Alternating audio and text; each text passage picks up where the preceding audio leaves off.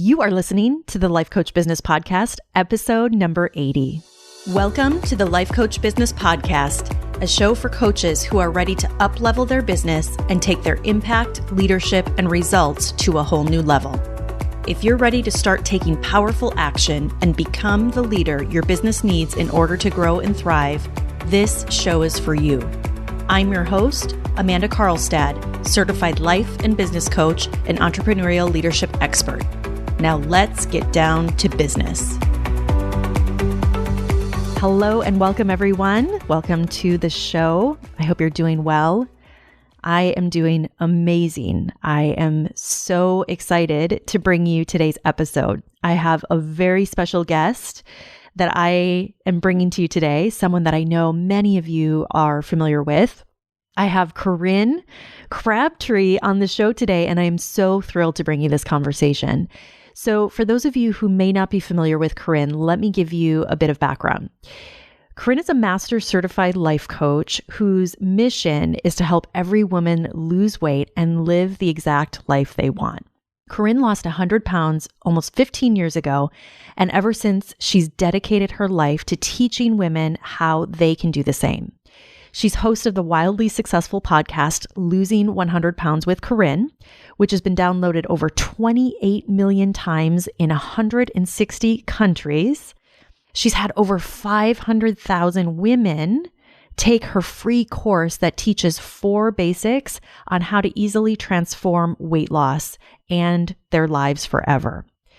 Corinne serves almost 10,000 women from all over the world every single day in her private online program called No BS Weight Loss. And that's now grown to an 8-figure business.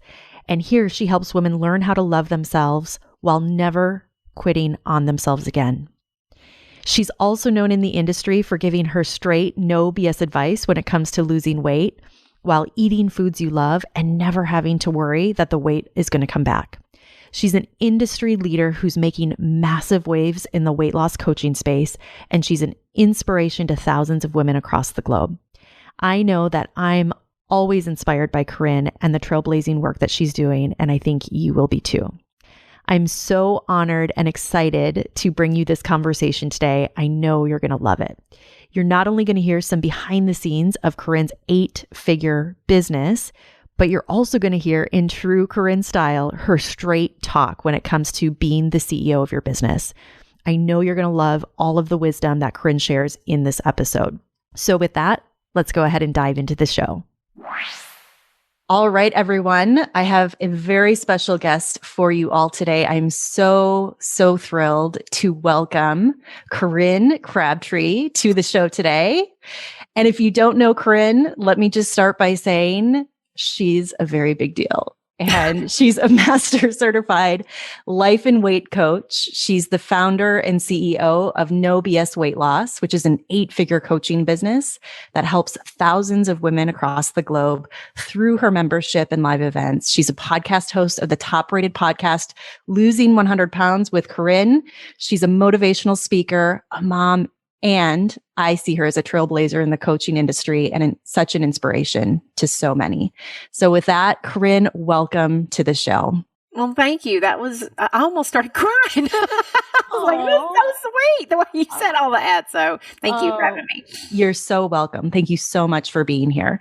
So for those of you who may not know Corinne, I know a lot of my listeners will know Corinne that are especially within the Life Coach School community, but those of you that may not be within the community that might be new to Corinne, I think it might be good to just start out with talking about your journey into coaching and really your journey over the last several years. And for those of you who might not be aware, Corinne does have an 8-figure coaching business. That is right, an 8-figure. She is amazing. And so we're going to be diving into all of that today. So with that, I'll let you dive in and talk a little bit about your journey. Well, my journey really began with my weight loss. I graduated from high school, eloped with a douchebag, basically. Didn't go to college, blew my college ride. I had a full scholarship to go for nursing. And within the first semester, I quit because he played Sega more than he would work. So somebody had to bring home the bacon. Right. So it was me. And so I was doing all the jobs. And then But I had always struggled with my weight. I was bullied through high school. I had, been overweight since I was 9 years old. I never knew my life without a weight problem. And so I divorced him pretty quick, thank God, and then just worked a lot, just really worked for a company, worked my way up, but I learned like valuable training skills, and I loved my time when I was working. I learned so many things about what was going to make me a good entrepreneur, which was just, how to show up. I worked for a company where it was like a hard-ass company to work for. I mean, I traveled all the time, like 6 days a week. And then when I would be home on the 7th day, I had to prep for the other 6 days that I was going to be traveling. So I had to go to the office on that day to do the things. Wow. But I was young, I didn't have kids back then. So it was all right. Yeah. So I met my husband and had like my son. I was the biggest I'd ever been. I was well over 250 pounds. He was a year old and I couldn't keep up with him. I couldn't keep up with my husband. If we would go for a walk at the mall, I was eating like trash and I was spending my days on the couch watching my kid and basically watching my life go by. Wow. And this one day I just had a meltdown and just knew I was going to have to change. And I knew that I also, because I'd suffered so much through dieting my entire life, that I was not going to be able to do it like I'd always done it. I was not going to join a program and I wasn't going to count calories. I just knew me. And I knew that I needed to make small changes. So I did that, lost the weight. And when I did, I, for the first time in my life, had changed how I thought about myself. It was the first time I'd ever lost weight where I was actually genuinely proud of me. And I was like, my conversations about myself were about things I could do. And like, it was just such a different thing that I knew that I had figured out something that most women can't. And I wanted to help as many women do that as I possibly could. And so I got out a laptop from that job that I had left. It was so busted, they didn't want it back. Like, they were like, this is your parting gift, Yeah, because I left them. I knew I was getting married and I was ready to start my life with Chris. And I didn't know what I was going to do. And so anyway, I got that old laptop out after a couple of years of being gone and got on Weight Watcher message boards because we didn't have Facebook and stuff back then. If you wanted to talk to other people losing weight, you had to go to Weight Watchers and get in their forums to figure that out. And so every day I was answering questions. And after a while, I had like started a blog because I was answering questions all the time and repeating myself. And I thought, I can help more people. If I have a blog, I could just send them the link. It'll already be written and then I can help more. And I messaged all of them and just said, hey, if you want to work with me in email, PayPal me $20 and me and you will chat all the time. And people started signing up. They loved me and had my first clients that way. Now, I, do not advise anybody to charge $20. That was not, it's not exactly an ace marketing plan back in the day, but it was helpful for me to get started. It was the first time that I believed that I had something of value to offer someone and we were going to work together. And so once that group that I was working with, there was about 20 or 30 clients, I started noticing that if I wanted to be able to help more people, I'd have to start putting them together. So I naturally grew into a membership eventually. It was like, started off with one-on-one, had a time constraint problem, moved to group, had a time constraint problem there. I thought we should just have a membership so that I can create content that everybody can just use. And that's kind of how I got started. Amazing. So I never got any kind of formal training. And then in 2015, that's when I went to the life coach school because I was helping people mentally all the time. I had tried giving them some here's meal plans that I've been eating and it's worked for me. And I would, give out workouts and stuff that I was doing to just try to help them. But 90% of what I did for these women was talk to them all day and help them think differently.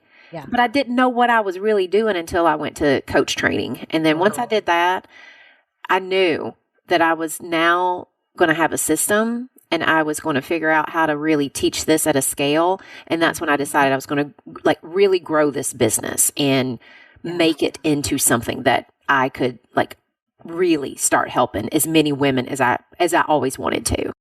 what I love so much about your story, Corinne, is that it comes from such a deep place of service. Like every time I hear you talk about your story and your life and just growing up, and I know we didn't get into that here, but I've heard you talk about that, in different shows and different interviews that you've had.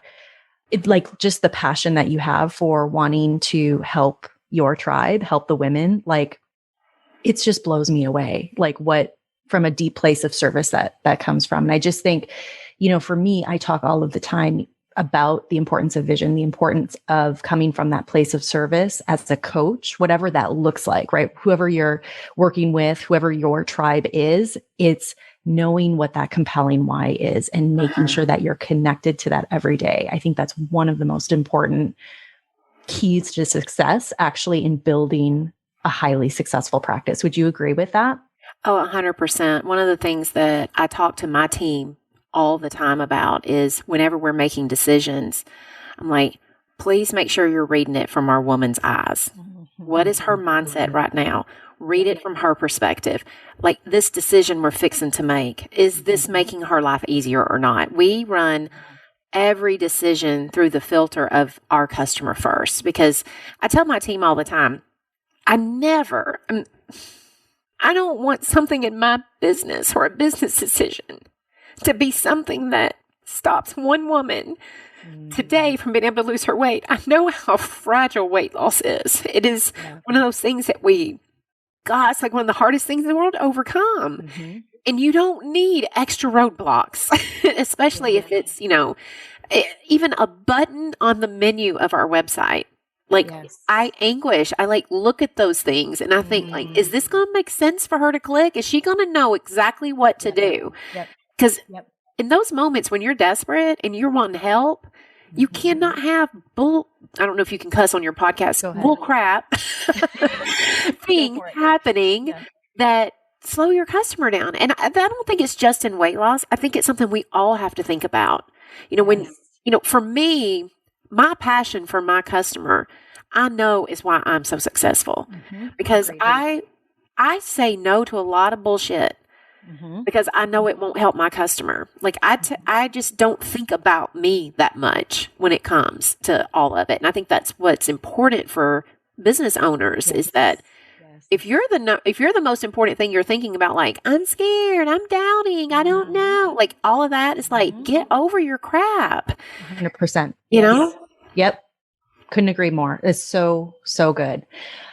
So talk to us a little bit about so 2015, you went through training, you decided, okay, I'm going to really create this system, take this system and go out and help as many women as possible. So what did the next few years actually look like for you? Here we are today in 2021, which by the way, congratulations on your most successful launch. You just wrapped that up. We were talking before we started recording. It was over 3,000 new members into the program, which is phenomenal. And bow down, you're just so baller. So, so amazing. But what did these early, we know the real early days, but after you decided, okay, I'm going to build this business, right? I'm going to get serious about this. I'm going to take this process and I'm really going to expand this. What did it actually take to do that? I will tell you, at first, it took learning a lot of things that I needed to learn. I knew that I needed a course for my membership. So I went through, I think everybody has gone through Amy Porterfield's either Digital Course Academy or mine was Courses that Convert back in the day. Yeah. I went through it but I didn't just become a course hoe.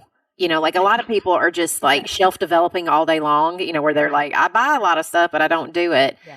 I made a list of things that I knew that we were going to need. What is the next thing the customer's going to need? And I was like, all right, we can do this. If everybody's learning the same thing, this will make everything easier. So I went and I got a course on it and I did every single thing the course told me to do. I'm a big believer in if you buy it, finish it. Then you can buy something else, but you can't buy something else until you finish one thing. Yes. So I did that first. I knew that I was going to have to learn marketing. Okay. My stuff was word of mouth. And I thought there's got to be a way to do this. And that was about when Facebook ads were starting to be a thing. Okay. So I went and learned how to do some Facebook ads. I got my husband involved, who is he's a tech person. He had an executive job at the time, but I knew enough how to get like people onto my email list, but I didn't really know much about what I was doing. So I studied that, and then I got him involved and had him study it. Yeah. But it was a lot of like just looking at what's the next thing the business needs. And every time I would do that, I would knock that out, and then I would be like, all right, what is the next thing? Because the worst mistake I think that we make as business owners is we think about all the things our business needs in the beginning.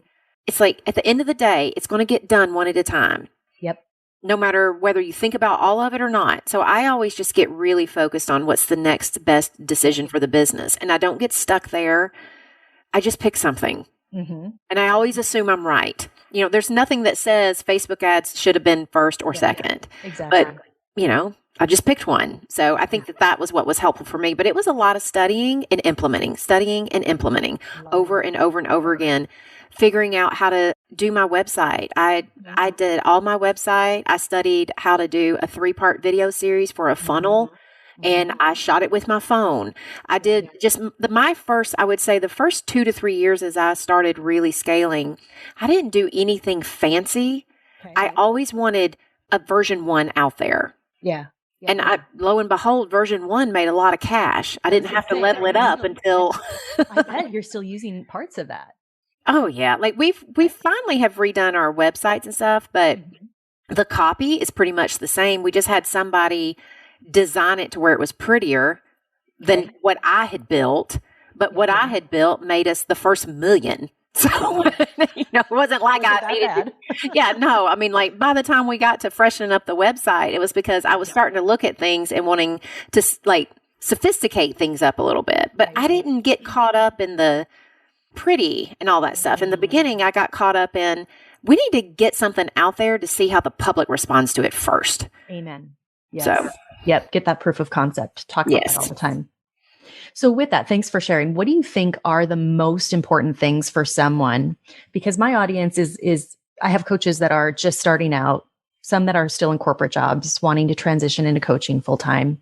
I have others that are fully in on their business. Some of them have had some success. Some of them have even reached that first 6 figures. So if we're looking at that first 6 figures, which we know is usually the hardest, right? Because in my opinion, you're dealing, it's not so much all the tactical stuff. It's just the brain, right? It's just everything we're dealing with from a mindset perspective that is so incredibly difficult, can be, right? So what do you think are the most important things for a coach that wants to grow to that 6-7 figure level? It literally is going to come down to your willingness to make mistakes and how fast you'll make them. One thing that my husband and I talk about all the time is like, we're just going to learn real fast. And all that means is we're going to like challenge ourselves to make the most amount of mistakes as possible. Like get things out there, see what works, see what breaks. I will say we have gotten so good at like putting things out there just to see what's going to break. I mean, it's like literally, it's a mind switch because most people are like sitting around with their precious trying to make sure that it's perfect before they go out. And I'm like, I just want to get something into action and I want to see what the problems are. And I do this even a lot like with content and launches and things. It's like, let's put it out there and let's track everything that goes wrong so we'll know what to fix next time. I think having the mindset of just knowing things aren't supposed to always be going right. Yes. They're supposed to be breaking and stuff. Your ability to get into that level of action is what separates you from the pack. Agreed. So something that I see a lot with coaches in general, and I'd like your insight on this is, just to that point, a lot of times we go to launch, right? We do maybe that first webinar, or we put that first funnel out, or we, get on social media. We're doing all of the things, right? And we're not getting the return as quickly as we want. And I think you probably know where I'm going with that. So what would you say to someone that's maybe in that position right now that is feeling like I should be further along, that I should be getting results, right? That does have that expectation to a degree that things should, people. Yeah, I always just tell people, like, you're just wasting your time thinking that. I mean, just like, why not just slow yourself down even? I always love it when somebody sits around thinking about how much further they should be along. Yeah. It's like, I kind of think you might not be doing anything right now. This is not exactly helping the equation here. Yeah. But we do that to ourselves. Now, I think it's fine when those thoughts come in. So I think that it is very natural for all of that to happen. Yes. What's unnatural is to believe all of that, number one. Like, that's the part where I'm like, that's a no. Like, I just don't believe I should be further behind or further along. What I want to believe is that I can get ahead. I know how to get where I want to go. I will figure out how to get to where I want to go. That is just a perspective shift. Yes. And it's got a different energy behind it. Because I always think about, like, even, businesses like, $50 to $100 million businesses, they're never thinking about how much further they should be ahead. Right. That's why they're where they're at. They're always thinking about how they're going to get there. Right. What they need to start doing, like, they're always gaining. Well, when we're babies, we got to have the same mindset. We don't need to be making 50 million to start believing in ourselves. Exactly. You don't even need to make 100K to start believing in yourselves, but you can sit there in the face. This is the thing. I think when launches don't go, I've had plenty of launches that sucked, that were costly and expensive and like, but I always, after a launch that doesn't go well, I will tell you, I usually give myself about a good 3 to 4 hours to just waller. I just, like, on purpose, like, be disappointed. Let's just do it, because otherwise, because I don't want to fight with my brain. I'm just like, you want to throw a hissy fit, let's have it. And this is your time span, and this is when you get to do it. We're going to set a timer. Yeah. And then after that, what I do is I start going through and I look at, all right, where were the successes? What did we do right? What did we learn this time that, like, we know we want to be doing again? And I start off with thinking about that stuff. And then I go back through and say, okay, so where can we find data that helps us figure out what to actually change? And I will say that is, when you asked about, like, what's helpful for people, is so many coaches, and even on my own team, we do this all the time. When we have a problem, I always ask them, all right, where's the data that proves this is a problem? Show me exactly what's happening. If you tell me lots of people are saying, I want to know how many people are saying out of all of our membership. I always do that. And then I say, all right, now give me a solution, but I want to know what your solution is. What is it fixing? But also, what is it going to break to? Because every solution comes with its own little host of problems. And when you do that, it helps you to not be a reactor in your business, where you're not just like, oh my God, they said this, so now we'll start doing this. And then you create another host of problems. And I did that when you talked about the hard part of the first 3 years, it was breaking that habit. Yeah. That was definitely me. And I think I see this a lot too, because it's like you're in such scarcity a lot of times, right? Like, it's just you're battling all of that old programming, and you don't yet have all of the evidence, right? One of my favorite quotes is, absence of evidence isn't absence of evidence, which I love that. I love that idea, right? Like, even when we don't see the evidence, like, we still have to remember, like you said, like, I'm maybe not at 15 million yet, but I know I have what I need to figure it out, right? That doesn't mean that that's not going to happen. I can't expect to have that 15 million first before I start believing, right? And I see that happen a lot. So what I love that you're talking about, because I coach my clients on this all the time and really teach them to track their results, track the numbers, whether it is a funnel we're working on, whether it's consults we're doing, whatever that looks like in their business, and the importance of knowing your numbers. Can you talk about, like, developing and cultivating that, especially like where you're sitting today with an 8-figure business, how important that is? It's so important. And I will, be really honest. This is the first year that, like, we're very serious about our numbers now, because we want to make sure that our decisions are based on, like, what is the next best thing to be working on? And I want proof. Early in the day, I had to go mainly by Corinne's gut. I didn't have a lot of numbers to prove what would be the next best thing. So I went with my gut. But you do want to start getting used to relying more on data than just your gut. Because, I have a pretty good mindset. So I'm not sitting around doubting my business and then relying on my gut. That's the problem when you rely on your gut, is that if you don't have a strong mental mindset, you're relying on a very leaky gut at that point.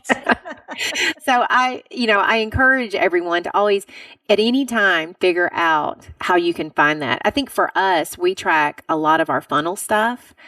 It's very interesting to me, the changes that we make, from the moment someone sees an ad all the way until they become a customer, the little things to change that make a big difference. So we run it's just basically a big spreadsheet that just tracks what's going on each week. And we look at it and we have, I don't know the formula, my husband does it, but there's a formula that essentially says, if you change this thing, it's performing at this percentage. If you changed it by 1%, here's how much an impact it would make. Yes. It's funny because some things are very small, but make the bigger impact over something that looks like it would make a bigger impact, and it doesn't actually make that big of a difference. Yeah.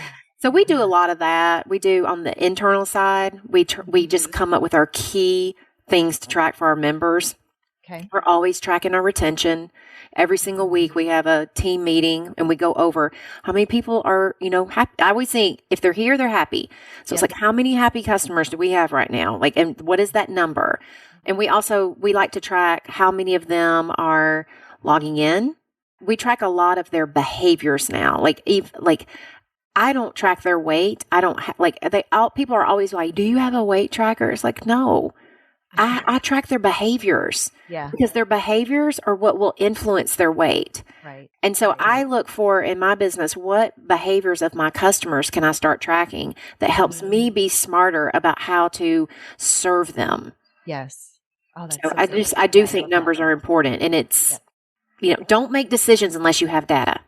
That's like a really good rule is, try your hardest to get it. And it's a lot of times if you have a decision, you don't have data, decide, is this because this is really something I just need to decide? There's not going to be data that can tell me this, or is it because I don't have that tracking mechanism yet and I probably should get it? Exactly. Yeah. Exactly.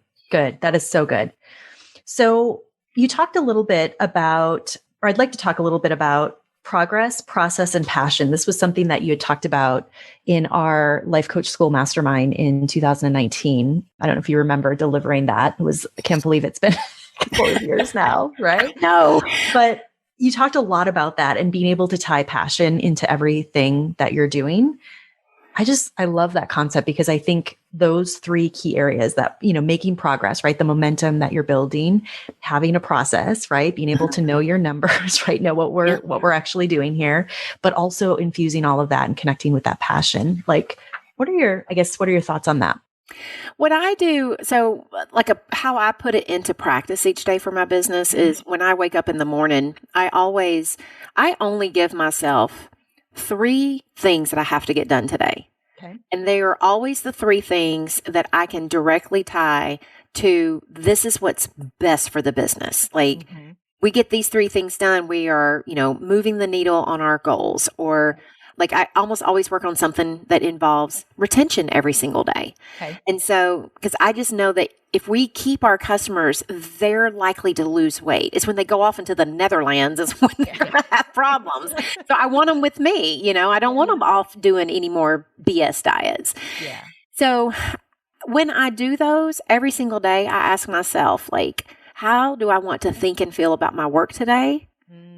I read my mission statement every day. It's in the front of my business planner. I made my own custom one so that I would have all the questions I know that are most important to me. Yeah. I write about my clients a lot. So I always stay, for me, the purpose makes everything easier to implement. So when I'm tying my purpose to the progress part, these are the things we're going to get done, and here's why it's so important. Even when we do our weekly goals and stuff, the questions that I answer is, what yearly goal does this support? Like the things I'm going to work on? And why is this so important to the No BS women? The why. So I'm constantly tying it back. And when I do that, I have no problems most days showing up for my work. Right. You know, it's like, now I'm not going to say that I don't wake up sometimes, but like, ugh, just like everybody else, but I can bring myself over the hump because I'm so deeply connected to the things that get on my calendar are always meaningful. They matter. I have thought through that. And so it's a lot easier to not just chuck them to the side. And then the processes part is simply, you can't grow without processes. Anything that you're doing over and over again, please, y'all, document your stuff. One day you're going to want to have somebody else doing it, or one day you're going to be sick and somebody else needs to get it done. Yeah. And ain't nobody going to know how because you ain't wrote down the process yet. I tell my team all the time, like, if I say you're going on vacation for a week, then it better not be a shit show around here when you're gone. like you need to be able to go on vacation and us not need you. And I don't want you checking in, but processes allow you to take your time off like a boss. Yes, 100%.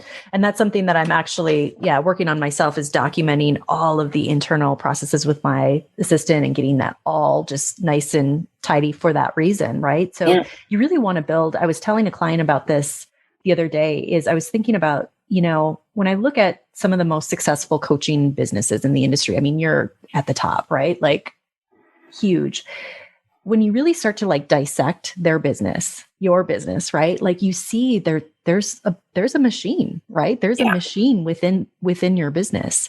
And when I look at the most successful coaches in the industry, you can see that very clearly, that you don't really get to an 8-figure level without having some level of that in your business. Would you agree with that? For sure. It's crazy to me because, I mean, you know, I was the only employee for so long, and then I, you know, slowly started adding people. But we have like 20 people. And I will tell you, the vast majority of them, and I mean, I know them all personally, but I can't tell you what they do day to day because we have so many good processes. Yeah. I have hired people who are now better than me at all these things. And I love that they are like, they just get things done. Like processes just allow you to drop the worry. Like I never think about we have a marketing team who there's 3 awesome women. One's a coach. Everybody who's on my team, except for one person, has all been a No BS woman and lost weight. I've just always been able to hire from within. And our head of marketing, she's lost over 100 pounds. She quit smoking since she's joined. Like, so our people are very tied to the purpose of our business. And they have got so many processes. I couldn't tell you what they do all day long. All I know is my social is full things and it looks beautiful, you know, but that's what you want in a business. It's like when you're in the early stages, especially, you want to think about your future self. So you start thinking about, what am I doing and how can I systematize this? How can I make this not only easier for me, but easier to hand off to the next person? And that is going to like give you, the moment you're, you know, like you catch fire, the more processes and stuff you have, you'll be able to capitalize in those moments rather than stall out because you don't have enough help and nobody knows how to do anything but you. Yes. Okay, that's so good. So when do you think this is going to vary, I know, from person to person and business to business, but when do you think, like from a revenue standpoint, like when is it time to start getting this stuff in place? When is it time to start hiring people? Well, if I could go back, because I didn't hire anybody, I took way too long. Honestly, I took way too long. I wish that during my first, like when I got to about 100K, I wish right before that I would have hired someone to just like a virtual assistant, someone to come in and schedule posts, clean out my email, like do the things that I was probably spending a good hour to 2 hours a day administratively doing because I thought I was the only one who could.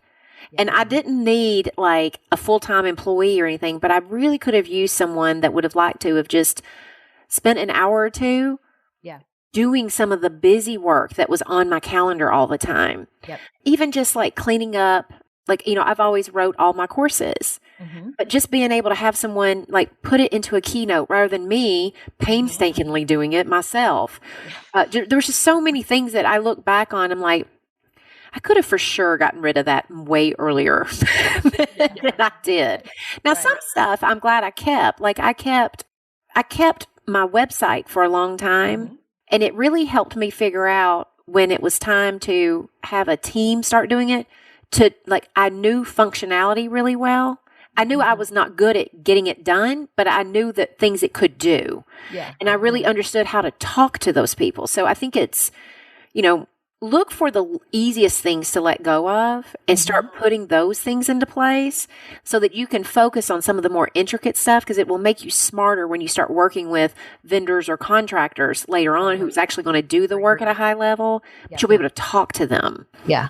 Agreed. I think, having that knowledge is so valuable. I talk about this all of the time because we resist a lot of times not wanting to put that funnel together, not wanting to write that sales page, not wanting to learn how to run Facebook ads, right? I have a lot of clients that say, who can I just pay to do this, right?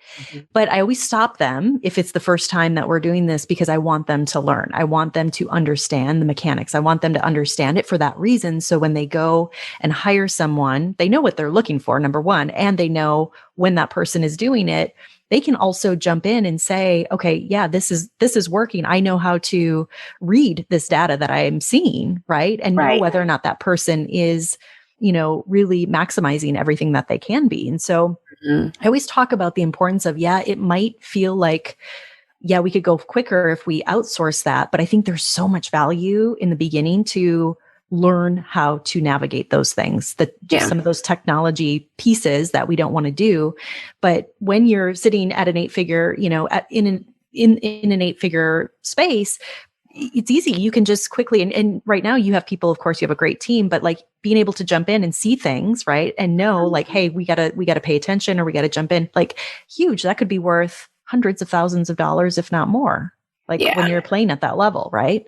Yeah, for sure. It's nice because when I go into team meetings, when I go into, like our smaller team meetings and stuff, they can tell me what all's going on, and my brain was doing their job at one point. And a lot of times I can see connections that from my big view of things that are happening and also understanding their roles, like it can come up with ideas and solutions so fast because I have all that knowledge. Yes. I mean, I'd never regret any graphics I ever went to Canva and designed myself. There were some janky ones in the beginning, but all the things that I did, it also just taught me that I can figure a lot of things out. And that's probably, the skill that I learned the most on the 100K journey was I really learned that I could solve and figure out so many different things that I never knew how to do. And so that meant that at this level, when, sometimes when we have problems now, they're like big problems. If something goes down, it could cost us 100K in a day. I mean, if you don't really believe you can figure things out, then when those mistakes are happening, when Facebook wants to shut we had a launch last year, Facebook ads shut us down right before our launch. We weren't even able to advertise, and we had to figure out, all right, if we're not going to be able to use Facebook ads, what are we going to do? Yep. In those moments when you're just like, this is the only launch I've got planned this quarter, and this is where this is how I pay my employees. Yeah. You can either go down a crappy road, or you can trust you can pivot. And so I think that's what, learning that stuff, and it feels like a slog only because you're thinking like a slog rather than I'm going to figure this out. Yep. And when I do, I'll be better for it. And I will know if I need to hire someone. Totally. So good. So good. That's so interesting. I didn't know that had happened last year. So we had 2 different launches that happened. It happened the year before that too. I forget why we got shut. I had a picture of me that I think exposed too much shoulders. I for sure wasn't naked, but I was breaking the nudity rules. Okay. I was sitting there going, we didn't put no nude pics of me to try to get people to join this membership up. And they shut us down for like 4 weeks right in the middle of our height of our list building for our big launch. And that happened one year. I hope you're all listening to this right now. Like, think about the like just the expansiveness, like 4 weeks and the level that you're playing at. Yes. Yeah, because we are very much lining the pockets of Mark Zuckerberg. I should be his like prized possession at this point. Probably knows you, right? Yeah. So I'm just curious, like, what in that moment, like, what is an 8-figure business owner? Like, what do you do? Well, when I first heard it, of course, I'm dropping an F-bomb and I'm pissed and I'm like all the things. And then it's like I always say, I have the normal human experience, but I don't stay in my first reaction. Like, I'm really good about noticing when like this is not beneficial. Like have your moment, but we've got to figure it out. Like that to me, that's the only option. So like in those situations, it's a lot of like, all right, so if this is not going to work and we're not just going to sit around and bellyache, what are we going to do? Yeah. And I will tell you, this is God's honest truth. And sometimes even when coaches say this crap, I'm just like, oh, what do you mean? This is the best thing for me. And, like you just don't want to hear that when you're in the middle of it. The last thing you want to hear is like, this is all happening for me. It's like, sit on my middle finger. This is not happening for me. But I cannot tell you every single major hurdle that we've ever faced. We have always come out on the other side better and stronger with some kind of new system or some kind of new way that we would have never done it had it not been for that.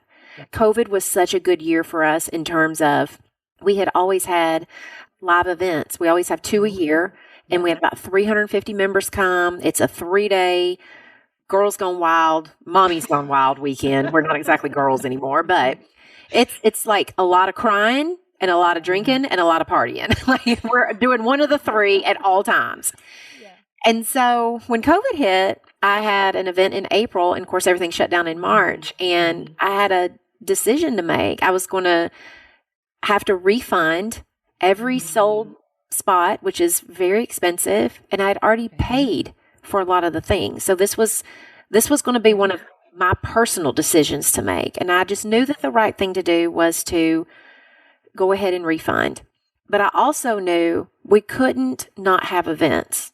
And when it started looking like we were like, this is not going away anytime soon, my husband and I decided we're going to figure out virtual. We had always thought that there's no way you could replicate the in-person. It's just never going to be as special.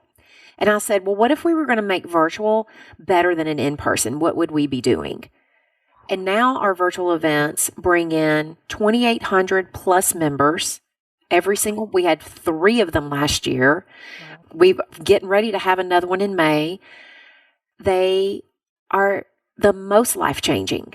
Not only do they make more money than our in-person, because in-person makes no money. We literally do that because I love a party and I love being in front of people. Like it might as well be Corinne's Diva Crown moments. So that's it. But our virtual events, we don't even make much money off of them, but we change so many more lives. We do full on stage. There's 8 to 10 cameras in the room. We take over. It looks like Oprah came to town and decided to set up the O studio. I mean, it's just, we do it at a high level because I wanted every woman sitting in her living room to feel like I was right there with her, teaching her. And that would have never happened without the problem of COVID. And they're here to stay now. We're going to do hybrids. We've decided that we built them around the idea of every event will be virtual plus have the in-person experience, but everybody will feel just as special no matter where they're at. So I think it's that always remembering that when you have the problems and stuff, the first couple of times it's never fun. But when you believe in yourself and you challenge yourself to figure it out and make it better, you prove to yourself there's not really anything that can stop me. Yes. I mean, this, don't you think this is just, it's literally about not giving up? Oh, yeah. Right? That's it. Game done. That's all we need to say. It's the same in weight loss. I tell people all the time, you know who loses weight? The person who doesn't quit. I mean, the only thing that stands between someone who is now a success story and the person who doesn't is both of them are going to make the same mistakes. It's just one of them quits over them and one of them doesn't. That is the only difference. And it's the same in business. You know, the reason why I scaled the way I have is because every little problem that came my way, I didn't go sit on the couch and cry about it. I stayed at my computer and figured it out. You know, that's really the only difference. Agreed. So what are your thoughts on the coaching industry kind of in general? There's a lot of people, like it's a massive, like it's becoming a massive industry, right? It's becoming more mainstream. I mean, you see so many great things, amazing things, exciting things happening. Like for someone coming into this industry, like what's your best advice? It's really just believe in who you're going to serve. Like believe in them and think about them way more than you think about yourself. Okay. Just every time. I mean, I think that's the big thing. Don't get caught up in thinking there's, oh my God, there's, you know, like 3 other coaches doing the same thing I'm doing. The last time I checked, there are like billions of people on this planet. Like I never think like, oh, there's too many weight loss coaches. I mean, I'm going up against Oprah. Right. So like if you're a confidence coach, who are you going up against? I mean, I got Oprah to deal with, but I don't think about that stuff. I never think about the market being saturated or there being too many. I mean, like when we think about what is someone who's running a big business thinking about all day long? They're not thinking about how small the pool is now. Yeah. You know, I don't ever think, I'm always thinking about where are my people? Like, how do I talk to them? Who can I help today? What post, like I'm like on my Instagram, what post is my customers most needing today? Based upon, because I follow people who, you know, a lot of my clients, I follow them. I follow hashtags where my clients are posting and I see them in my feed all the time. And when I see them in my feed, I know what's going through their head. And so I'm thinking about like all of that stuff. That's what a successful person, that's what a coach is really thinking about. They're not sitting around thinking about there's not enough people or this, you know, the market. And like the biggest thing that like pisses me off is when people say like, well, these coaches are giving us a bad name. It's like, no, you're not out there differentiating us from them. There's the difference.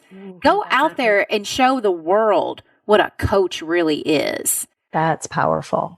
That is powerful. That's a powerful distinction right there because it is so easy, I think, to get caught up because there's so much noise. There is so much noise, right?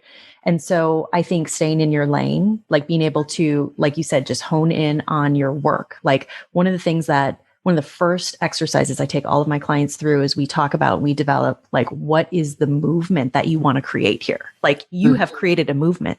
You've created a movement, a tribe of thousands, women across the world. Yeah. It's so crazy to me when we sent out an email yesterday that we only wanted to send to our international clients because we have our event coming up in our swag box. We send it out 6 weeks early just to make sure they get it because, you know, shipping international is hard, you know. And we have like 600 people. It astounds. I remember when I had my first international client, I always called her my exotic client because she lived in Serbia. I was just like, you just make me feel so international, you know. Now we have like 600 of them. And it just is amazing how in this day and age, you can reach people literally anywhere on this planet. Yes. It's such a privilege to be able to do this work, right? And to have the technology and reach the people that we can reach. So good. What parting words do you have to say to coaches, building businesses, trying to get to where you're at, trying to, you know, maybe break that first 6 figures, the 7 figures, eventually 8? Like where do you want to leave it today? Just that it is possible. I mean, there's nothing from my background that would, if you read it, would say, oh yeah, I think she's going to like break barriers for women and, you know, become very successful in coaching. And I was a depressive, hot mess, high school, college dropout. I mean, I grew up broke and poor.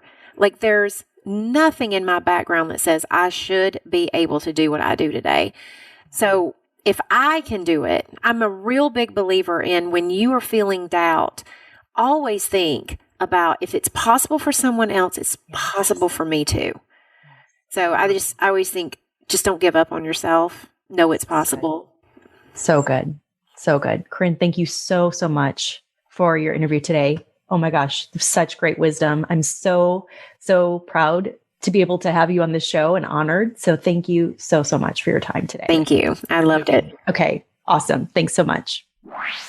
Hey, if you're ready for a real breakthrough in your business and want to grow and scale your business to at least 6 figures or more in annual revenue, I invite you to apply for my exclusive program, The Mastermind, at amandacarlstadcoaching.com/the-mastermind.